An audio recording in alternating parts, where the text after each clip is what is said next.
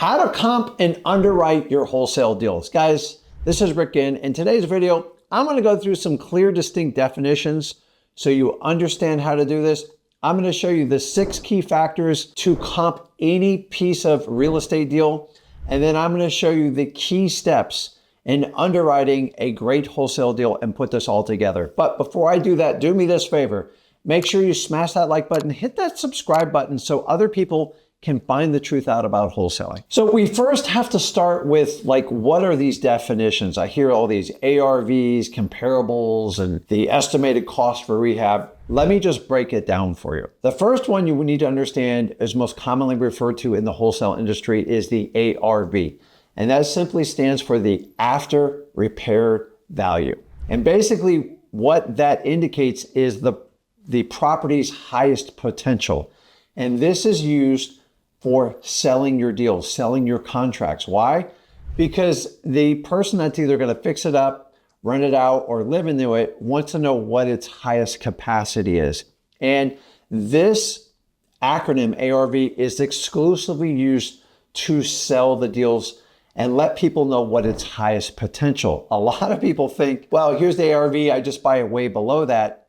There's a lot more factors to consider it. You're going to have to go past the ARV to get a true underwriting and evaluation of any wholesale deal. Now, what we really need to assess as a wholesaler, and I don't know why we just don't use this determination to figure it out, is the current value of the property you're seeking to buy at the moment. So if you have a lead and you're working with a motivated seller, you need to know what in its current present situation, what is the value as is. We all know about ARV.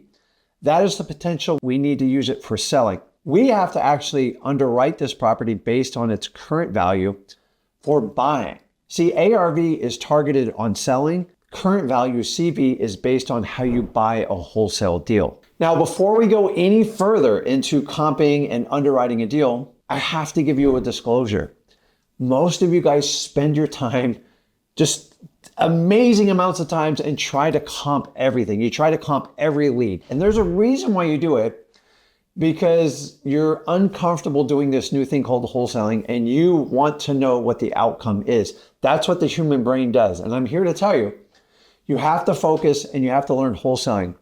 You have to focus if you have a motivated seller before you even decide to comp the property in any shape, way, or form. It doesn't matter what the ARV is.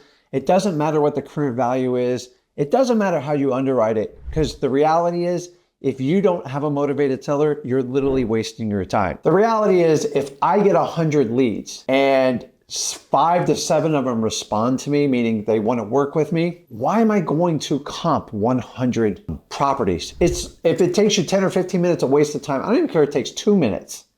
Stop doing this. It is not helpful for your wholesale business. And you're doing it because you're using your old self and you're trying to predict what the future is. You're uncertain and it's uncomfortable. I get it. Focus on qualifying a motivated seller, MCTP. If you don't know what that means, go over to freewholesaling.com. We walk you through on how to do it. It's a 100% free wholesaling course. It's the absolute best course that you can get in the entire world on wholesaling. It's got over 30 years experience between me and my son.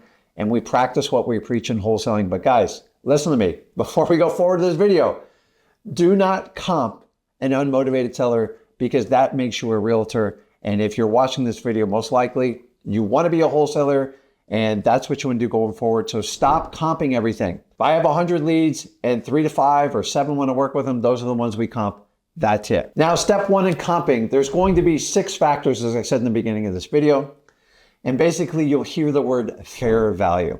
I have no idea what fair value really means. I guess it means what a buyer and a seller would agree on what the price is and the property's current condition. Now, factor number 1, which is going to be the most important, is the location, also what we call the proximity. If you have a property and you're comping it to another property, ideally it should be in that neighborhood. In the perfect world, it's like on that street. Remember, the builders that built it usually built the homes around the same time frame. It's around the same design, same square footage, and they have a vision for that neighborhood. Make sure you're always comping in proximity. You have to match apples to apples, oranges to oranges. If you don't, it's going to be problematic. Now, these 6 steps I'm giving you right now are in order of importance. So proximity is always number 1. I rarely go outside of a mile of the property because once you start reaching, you get into different neighborhoods, different types of homes, different types of styles, and it's hard to comp them. Now, sometimes you're in special situations where you got to go out further, but remember, the tighter the proximity, the more accurate the comp is. And remember, comp is just short for the word comparable. Number 2 is square footage under air. That's right. There's 2 types of square footage. There's total square feet, which is going to include the garage, like the patio, the pool deck. You don't want that. Just focus on what's under air. And sometimes it will be under SQUAR or SUAR, under air, SUA. It's one of them. There's so many different counties and how they do it. Just focus on the square footage under air, and that will give you a true assessment. If I have a 1,500 square foot house under air, I want to compare houses within 10%. That's the proximity, 10%. Nothing more, nothing less. No, sometimes you'll find neighborhoods where houses are somewhat identical. And like I'm in the area of Port St. Lucie, and there's builders that built the same house over and over. It's a piece of cake to comp those, especially if they're in close proximity, but under air is factor number 2. Number 3 is going to be the total amount of bedrooms. And I got to give you a disclosure on this one. On your older homes, stuff built before like 1975, definitely 1980, we have neighborhoods, especially in Florida, where you'll see it says 6 bedrooms, but I look at the square footage and it's only 800 square foot. That's not a 6-bedroom house. That's what you call a rat maze. Listen, most 3-2s, at least in the southeast part of the United States, they've got to be at least 1,000 square feet or it's not a true 3-2. A lot of times it's a 2-2 and they put up an extra wall.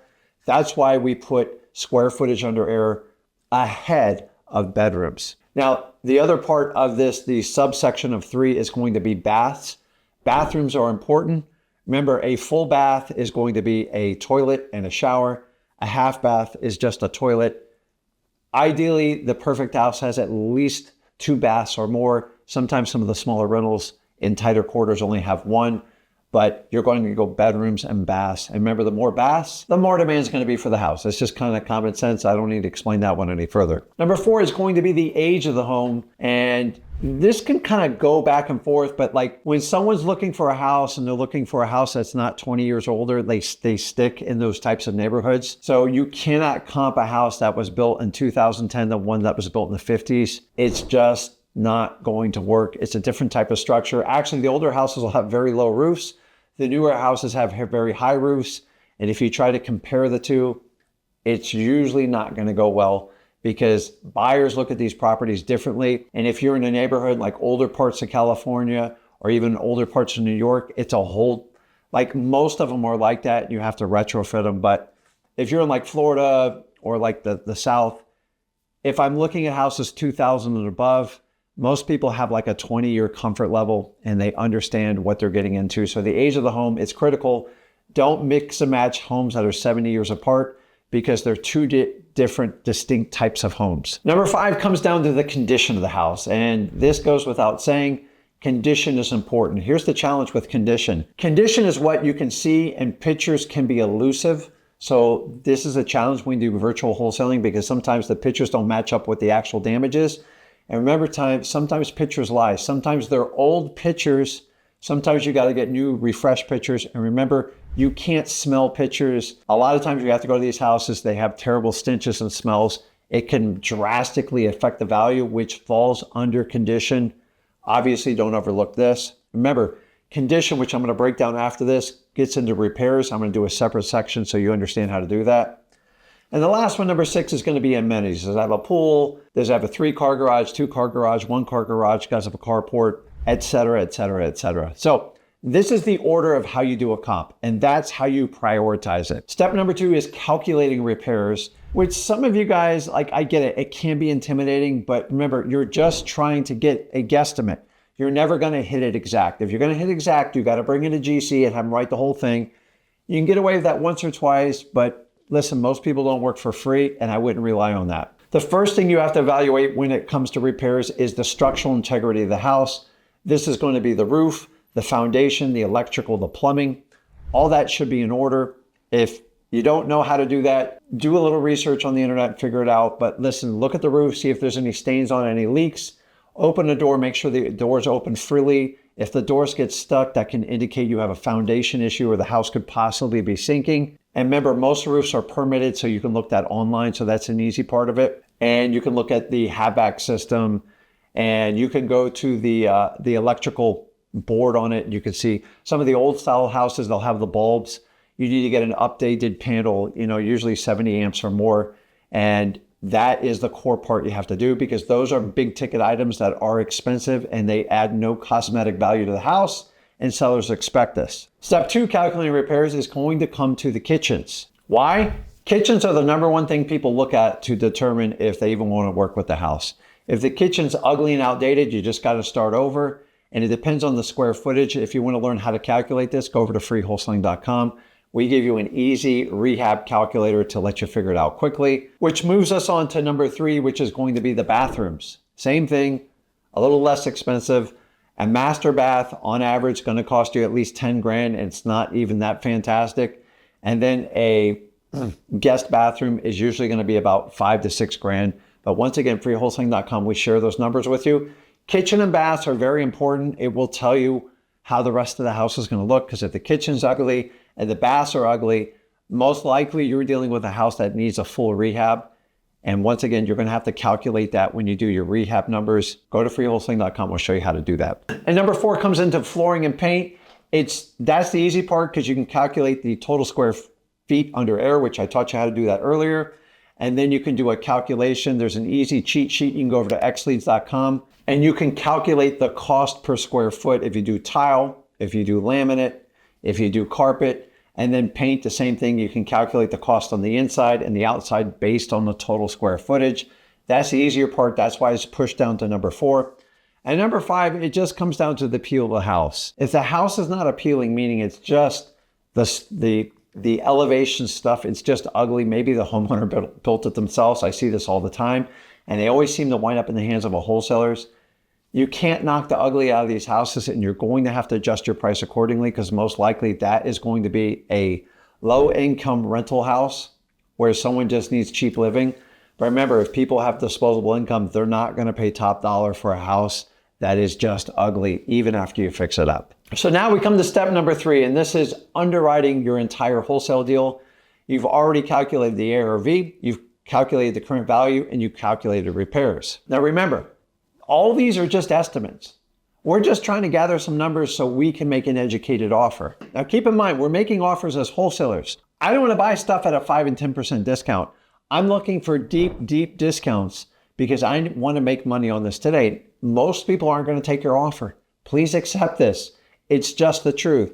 I know a lot of people tell you otherwise. This is a numbers game. And remember, the key in finding these best wholesale deals is in your ability to market for them. So you can do the old school option number 1, whereas you come up with your MAO, your maximal allowable offer, and then you minus off your wholesale fee and you make that offer. But when they say no to you, you're stuck. And I don't teach that technique. I think it's actually terrible.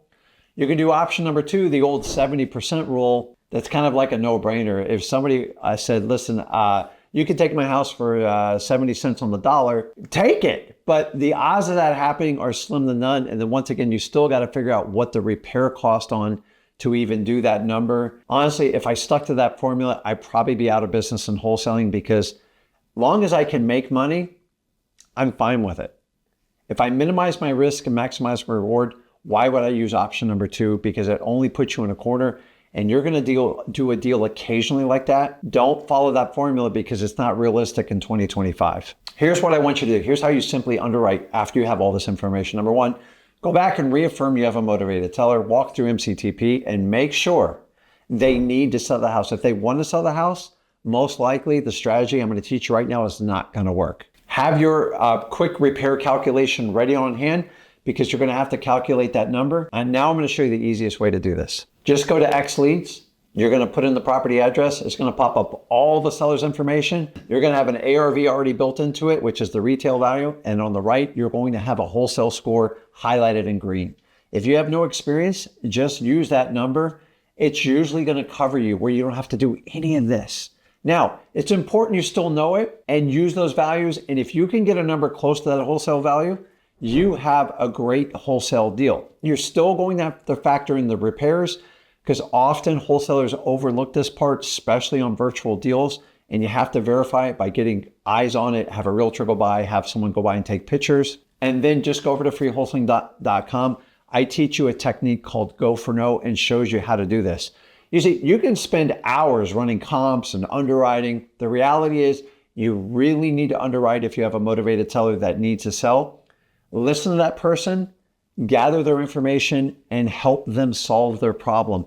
That's how wholesalers win. You are not going to force someone to sell you a house at a discount. You have to actually solve the problem and help them out. The more people you help out, the more money you make in wholesaling. Guys, use these rules. Honestly, I've shown you multiple ways not only to evaluate a property, how to comp a property, how to figure out the repairs, and most importantly, how to underwrite it. But what you really didn't know as a wholesaler is who should I work with? Who should I actually spend an offer with? That's people that are motivated. And what's the easiest way to do it? I just gave it to you through X Leads. It's up to you to move forward. You've got to take action. I love that you watch these videos. Let's go out and find some motivated sellers. Let me know in the comments what techniques you're going to use to get the best wholesale deals. I would love for you to follow my advice. I've been doing this 23 years. It hasn't changed as far as who I work with, which are motivated sellers. So guys, let me know in the comments if you're going to use this information. As usual, if you got value, I do appreciate your feedback in the comments. Make sure you smash that like button, hit that subscribe button so other people can find the truth out about wholesaling. This is Rick Ginn. I'll see you in the next video.